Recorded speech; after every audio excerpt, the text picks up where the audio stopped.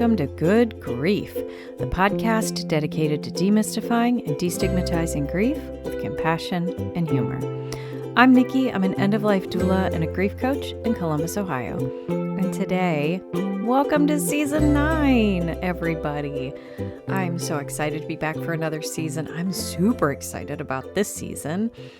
I have a little more foresight. Last season was kind of a little last minute of let's grab this and do this. And I didn't get many solo episodes out. It was not my finest work, but I still had the best I love all the conversations I have and all the cool people I get to meet on this show. So a lot of great conversations back in season 8. And I'm back. I'm starting out with a solo episode, just like I try to do. I love to bookend my seasons with going back to my roots because I started this with just me and slowly started introducing guests along the way. And I want to, kind of hang on to that a little bit because part of the reason I started this was just to share all the information I can about grief and death and dying and all these stigmatized subjects that we just don't talk about as a society. So anyway, here we are in season 9. And before I dive in, as usual, you know what I'm going to say. I have a Patreon. I like to provide free support in the community when and where I can. I have a couple of clients I see pro bono because they do not have the means to pay for services, and I can do that because of my patrons. If you would like to help me provide care in my community for those who may need it desperately, please head on over to patreon.com/Nikki the Death Doula. You can get access to this podcast a week early. I'll give you a shout out on the show. If you go at one of the higher tiers, you get a free coaching session with me once a month. And who doesn't want to just hang out with me once a month? I don't know. Anybody? All right. That is at patreon.com/Nikki the Death Doula. Another great place you can check out is my Good Grief Society. I opened this beautiful virtual space for grieving. When was that? A couple of months ago. I've got a handful of people in there now. We have monthly grief circles. I have some speakers lined up to come in every other month, some amazing grief professionals outside of just myself to either host workshops, have a conversation, whatever we might do. And I also have a Slack channel where it is private, it is locked down, so everybody can communicate with each other between the sessions because it's 2 a.m. when you're thinking of all of these things and wondering if you're going crazy. So this is a beautiful, safe place where you can communicate with me and with other people who are deep in their grief as well. So you can find information on that on my website, nikkithedeathdoula.com. There's a tab up in the corner that says Good Grief Society. That would be the place. There's also a tab for my podcast where you can find things like books from my guests and other information on the shows I have done in the past. All right, enough of that. Let's get into today's episode. It sounds weird that I'm excited to talk about this topic, but I'm excited to talk about this topic. Anytime I can bust a taboo and make somebody out there feel like, oh my God, thank you, Nikki, for saying that. I don't have the balls to say it myself. Then I feel accomplished. Because today we're going to talk about caregiver resentment. So show of hands, which I'm not looking at any of you, but go ahead and put your hand up if you're alone. Have you ever been a caregiver for somebody and just got so sick of it, you started to resent them a little bit? Yeah, that is absolutely 100% normal. And that's one of those things we don't talk about. Caregiving is usually described as an act of love because it is. If you didn't really love somebody, it would be a lot easier to just turn your back on them and say, I'm not going to take care of them in their time of need, whether it be a terminal illness or, some type of life-limiting illness or a disability or aging, whatever it might be.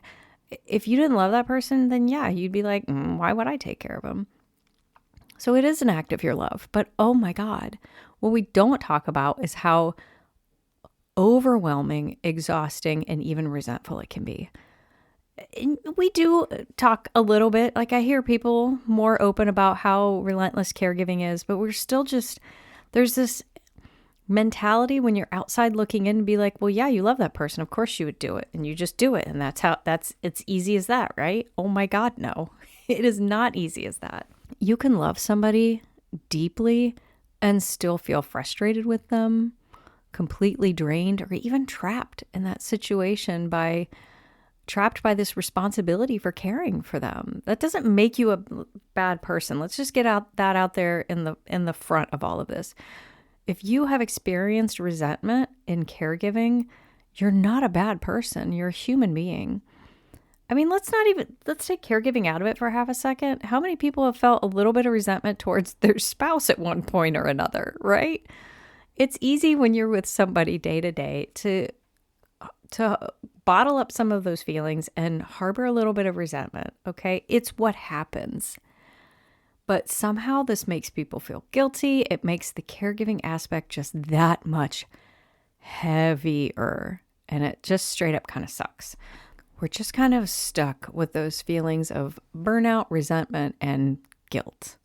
Maybe you're with your person and you're on your third night of not getting any sleep because they need help getting up to go to the bathroom and they have to get up and go to the bathroom several times a night.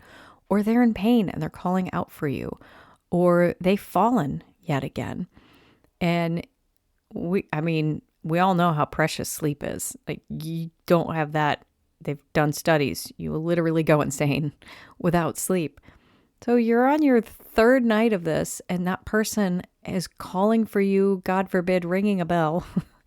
And you go, because you always go. But there's this voice in your head that says, I don't want to do this right now. But then immediately, right behind that is your brain going, what is wrong with me? I love this person. How could I possibly not want to help them? Because you're tired. You're exhausted. And this is why we don't talk about this part of caregiving, because it feels icky. It feels ugly.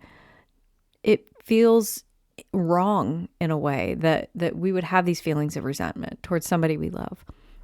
But not talking about it isn't going to make that go away. It just makes you feel even more isolated.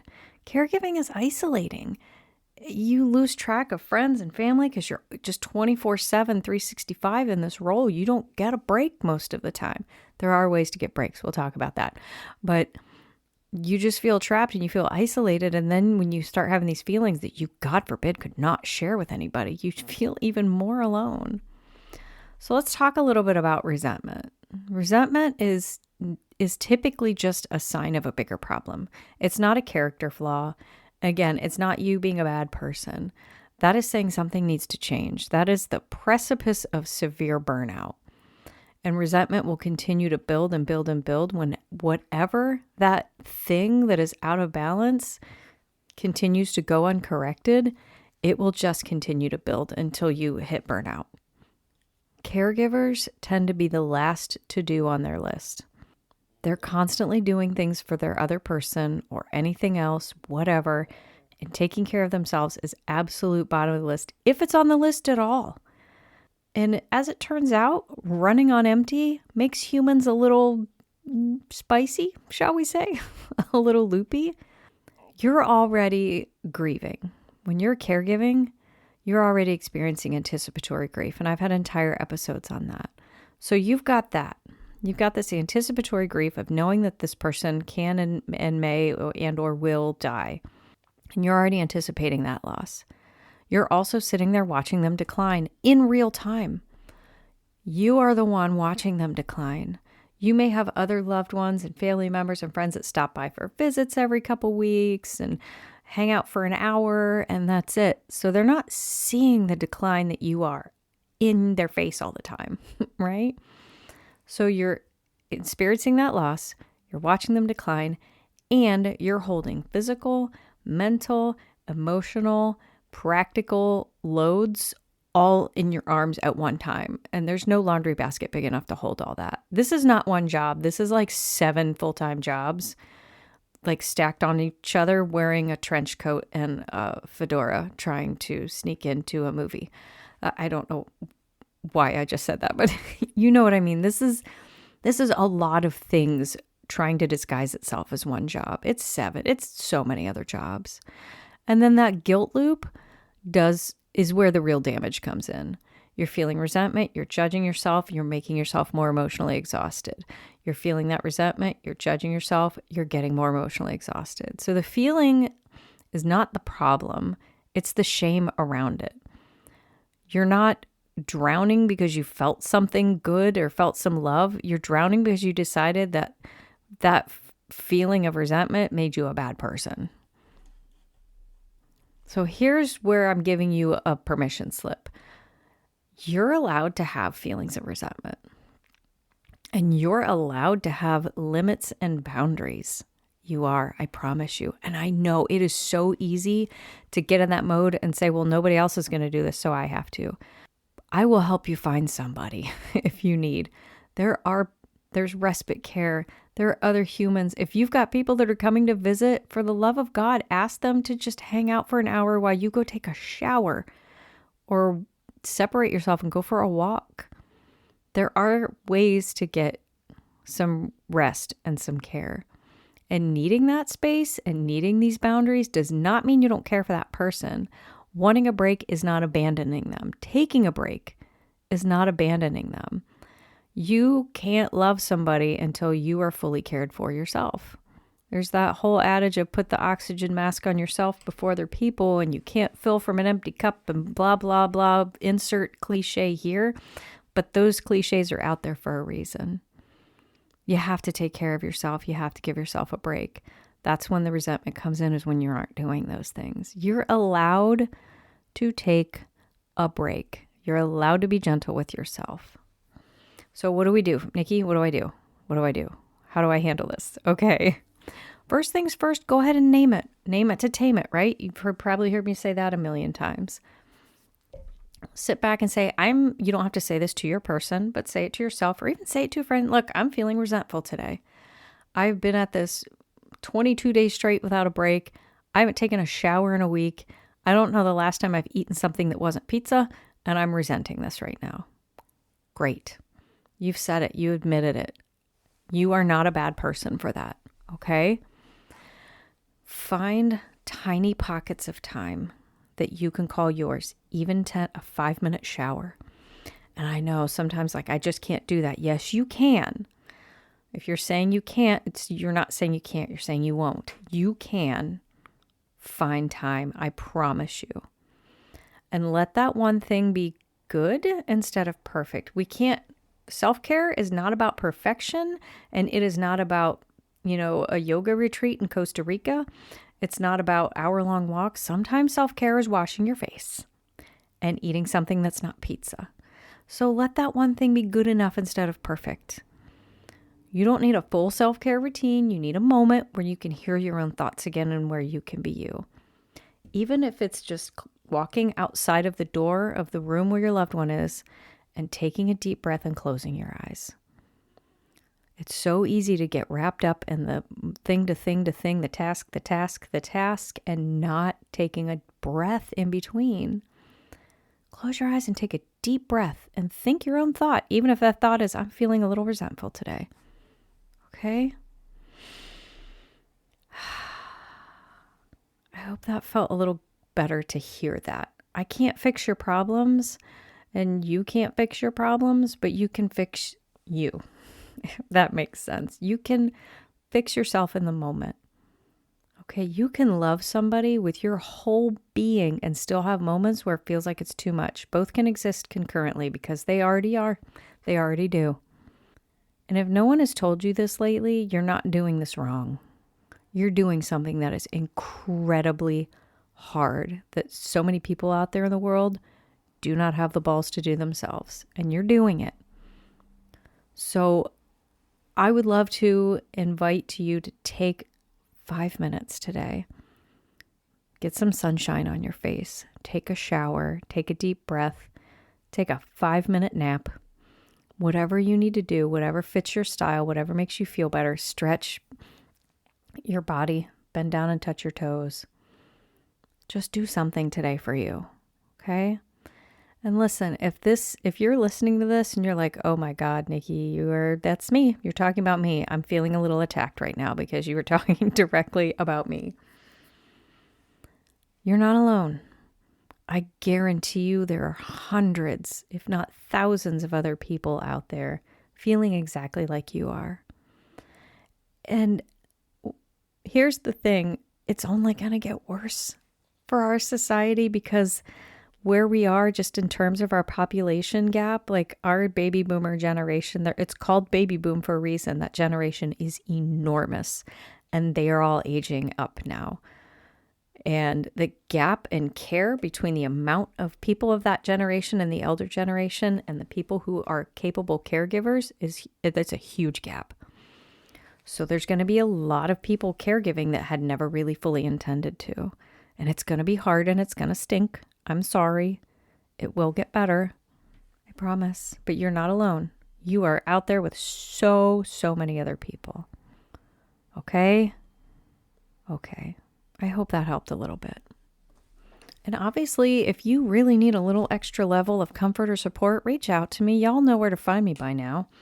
I talk about every episode, but you can go to nikkithedeathdoula.com and reach out to me. Let me know. We'll find some help for you. We'll find some support. I will gladly help you research support groups in your area. I have a support group I host on Zoom for caregivers from time to time. I'd be happy to let you in and talk to my other caregivers. We can all support each other there. Okay? All right. Now we are at the end of the episode, so you all know what time it is. It is time for the Death Deck. Woot. Okay, so instead of the Death Deck, though, I am going to be pulling from the Dementia Deck, which is one of the newer decks from the makers of the Death Deck. And these are really fun questions on here. I think I might just use this deck I've already recorded some interviews and I use the Death Deck. But either way, for this one, I'm using the Dementia Deck. So what do we have? Oh, I love this. Okay, this one is titled Tell Me a Story. Many people living with dementia enjoy recalling stories from their past. A story or event from my earlier years that I would love to revisit throughout my life is... Oh, goodness. Oh, that's a hard one. Gosh, I have so many. I joke all the time about the 7 lives of Nikki the Death Doula because I've lived so much in the 48 years I've been on this planet thus far. I spent years running theater companies and being in shows, and I was an office manager and I worked in IT, and I have just so much. But honestly, like to date, I talk about this a lot, but my husband and I hiked the Long Trail of Vermont, which is the oldest trail in the United States, older than the Appalachian Trail. And it's a trail that goes from one end of Vermont to the other vertically. It's 272 miles. And it was hard. It was brutal. And I know I look back on it with rose-colored glasses because I can vividly remember a couple times I sat down on the trail and cried because it was brutal. It was hard.